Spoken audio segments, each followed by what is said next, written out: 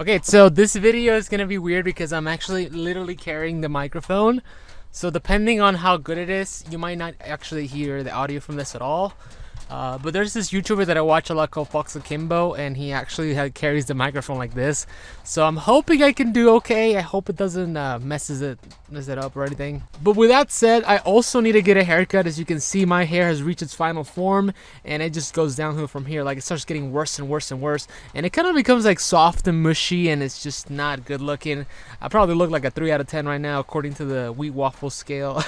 But anyway, today's video is actually going to be about motivation, and specifically about anger and gratitude, because a lot of people tend to think that anger is like the best fuel. Like, if I'm angry at life, if I hate where I'm at, I'm gonna get out of it. I'm gonna work hard every day to make sure that I never go back to where I was. And I think anger, for a while, it could be a very useful like form of fuel, right? Because what you're doing is that you hate your situation so much that you're going to keep this energy and this drive that will push you across whatever wall you have.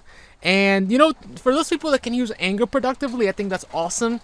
But even though it is a great tool, it can also be destructive if you don't know how to use it right. By the way, I'm so sorry for the rain noises. I can't help it. It's not an insulated cargo van. And that small detail about anger actually led me to the conclusion that gratitude is often a better fuel than anger. And I know it's gonna sound weird for me to say this, because all the self-improvement guys usually say that like anger is what you need, right? If you're miserable in life, you gotta get angry of it. You gotta destroy whatever is your way. If you ever want to break through your, like, if you're like lifting, right? If you want to break through that little skinny shell you have to get mad at life and go from 30 to 40, 40 to 50, 50 to 60, 70 to 80, right? But here's the thing though, like, it's not about how mad you get at life. It's about how consistent you are in life. And I often believe that gratitude, it's kind of passive. It's like kind of like simpish, because you're like, oh, I'm happy where I'm at. I'm just going to stay here. But that's like the misconception about gratitude. Just because you don't have, just because you're grateful of things doesn't mean that you're like weak and you're gonna stay there. No, in fact, gratitude is actually more powerful because it makes the day-to-day more tolerable. And if you're trying to be consistent on a goal, what's the point of being angry, then tired, then angry, then tired, then angry again, and then tired? What you're doing is you're ramping yourself to the max and you're slowing down. Ramping yourself to the max and slowing down. It's like taking a car and flooring it and then suddenly like letting go. And then flooring it and then letting go. And then flooring it and then letting go. Yeah, you're making progress. But is that progress like more efficient than just simply staying at a steady pace, upping it when you need it, and slowing down when you need to? And I'm actually kind of glad that I use a car metaphor for that, because it makes it a little bit more like easy to visualize. But at the end of the day, guys, anger can also run out, and it can also not run out. But unmonitored anger can actually be destructive.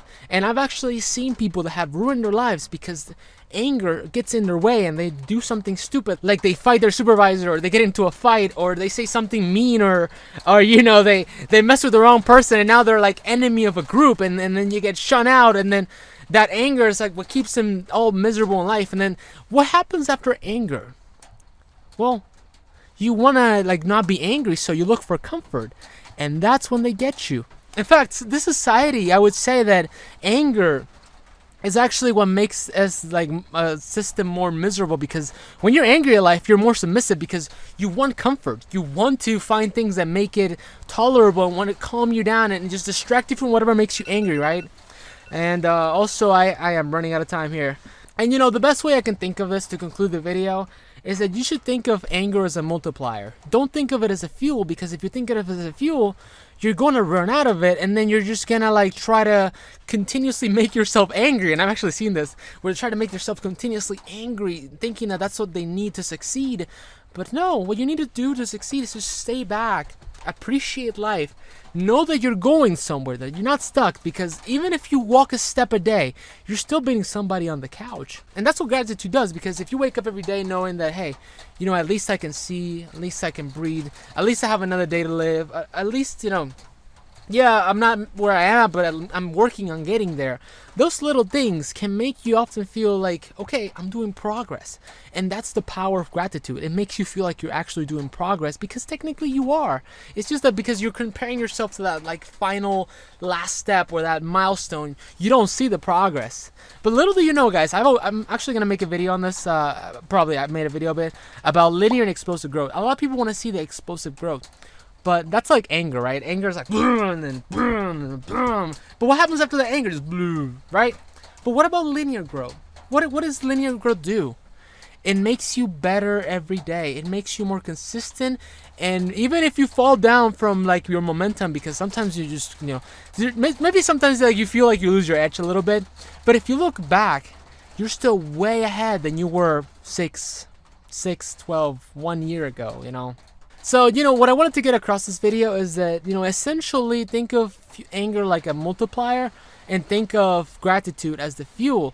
And if you change yourself from anger as a fuel to gratitude, you're going to realize that it's going to feel kind of like simpish and weak at first. Oh, why am I not angry at this? What do you mean I should be grateful that I have a job? Oh, screw the job. I want to make 100K a year. Okay, fine.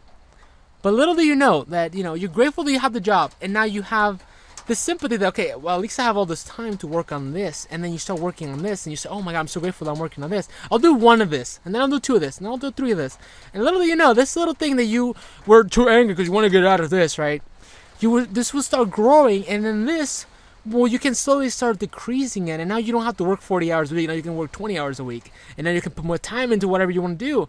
And because you were grateful for the little thing, now that little thing has become this huge, giant thing. That's what I'm trying to tell you guys in this video. You know what I mean? But anyway, guys, the weather is getting unbearable, and I also need to do something right now because I actually have a shift at 2:30 and it's 2:18, so I need to get ready for that.